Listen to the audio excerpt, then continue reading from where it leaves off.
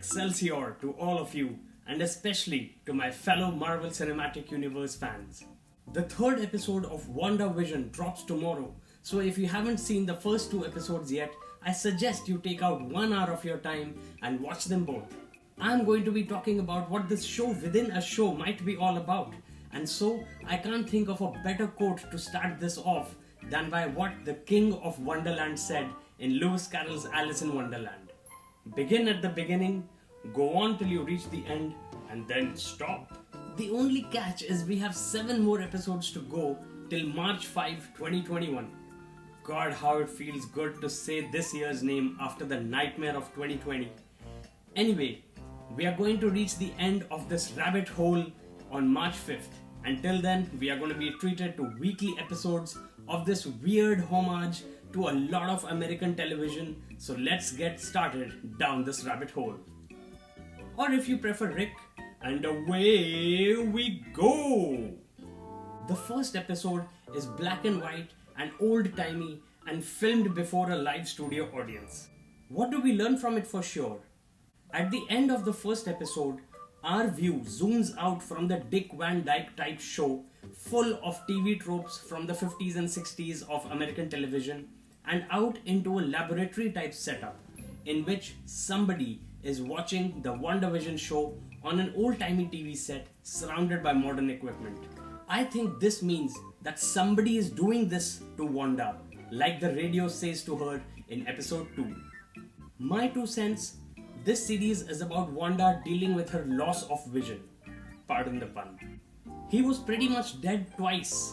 The first time when she blew up his Mind Stone with her powers so that Thanos couldn't take it, and the second time when Thanos did take it in Infinity War by reversing time, using Doctor Strange's Time Stone. So it kind of makes sense when in Endgame she comes back from the unsnapping and then growls at Thanos. You took everything from me. So after being snapped out of everything for 5 years, she comes back in Endgame and then proceeds to crunch him up. After the battle though, I think she falls into a sort of a coma, or maybe she gets mentally ill like she has done in the comics. So who comes in to help out Scarlet Witch? In comes a swooping sword, which is an acronym for Sentient World Observation and Response Department. Kind of like another SHIELD type organization, but in space. This is another example of Marvel drawing from their comics, and I totally get why they do it. It's an awesome axe move. So what I think is, Sword wants to put Wanda back together again, like Humpty Dumpty, but her considerable powers stand in the way. So they hook her up to a virtual reality creating machine, something like what Agents of S.H.I.E.L.D. did. This mind-created reality trope is something that has been played with before, so it's no biggie that they cross it over onto this series and use it to try and make Wanda feel better again. Once she is hooked up to this virtual reality creating machine, I think she remembers Vision's grey body after Thanos was done with him. So this series starts in a black and white setting.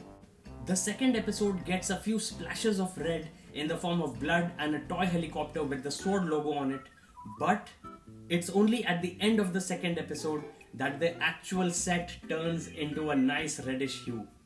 Or shall I say, a scarlet hue. The prevalent theory about why there are so many homages to old American TV shows is because the Maximoff siblings probably grew up in Sokovia watching reruns of old American TV shows, and this is playing on Wanda's mind as she creates this reality. And while she's trying to control this reality created by her mind, the Truman Show type outside influences are trying to get her either out or push her further in. To what end, we will see as the episodes roll out. Speaking of the Maximoff siblings, they got their powers from HYDRA and Baron von Strucker's experiments on them using the Mind Stone hidden in Loki's scepter. HYDRA makes an appearance in the advertisement in the second episode. The episode's title, Don't Touch That Dial.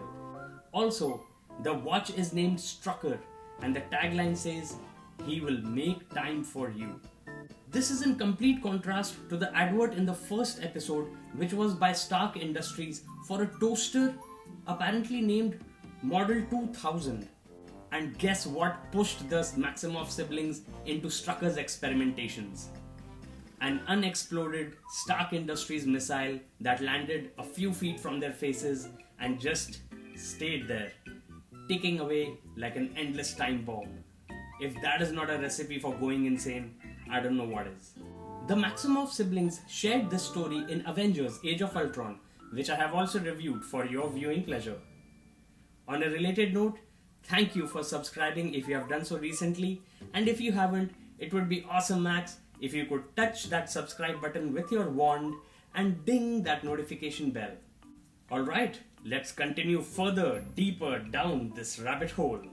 I think the world of WandaVision is populated only by Wanda's brain, and Vision doesn't have much to do with it. One of the things that led me down this path of thinking was that Vision works only at computational services. Now, being a robot and an artificial brain being made by the combination of Jarvis and Ultron, it seems apparent that he will have powers which are quite beyond Wanda's comprehension. She doesn't care about that artificial part of him. She wants him to be human, as does he, as he said in Avengers Infinity War. And because she wants both of them to be normal, she creates a world in which they are trying to be normal and still having to deal with having powers that other people around them cannot comprehend. So many of us can relate to that, can't we? If given a choice, wouldn't you create your own little utopia in your head? And utopia is the word with which I will bring this discussion about the first 2 episodes of WandaVision to an end. Of course, given the way the trailers have been shown, it's going to turn into a dystopia pretty soon. But till then, let's enjoy our fall down this rabbit hole. Thank you for watching. Looking forward to the 3rd episode of WandaVision dropping tomorrow.